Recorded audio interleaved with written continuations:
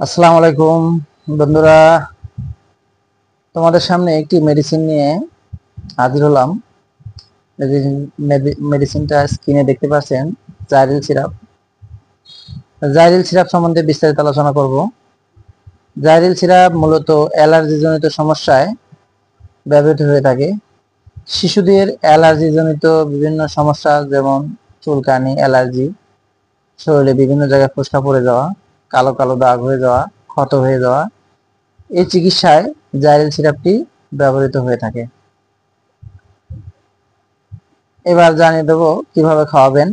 শিশুর বয়স 6 মাস থেকে 6 বছর প্রতিদিন হাফ থেকে 1 চামচ প্রতিদিন 3 বার সেবন করাবেন।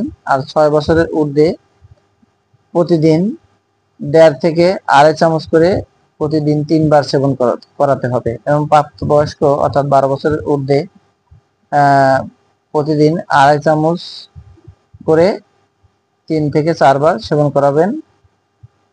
ওষুধটি অবশ্যই আহারের পরে সেবন করতে হবে। ওষুধটি বাজারজাত করেছে অপশনিন ফার্মাসিউটিক্যাল লিমিটেড। ওষুধটির বাজার মূল্য 45 টাকা। আপনারা নিকটস্থ ফার্মেসি থেকে ওষুধটি সংগ্রহ করবেন।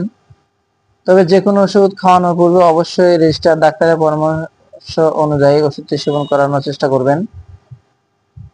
বন্ধুরা, এই পর্যন্তই। সবাই ভালো থাকবেন। আসসালামু আলাইকুম।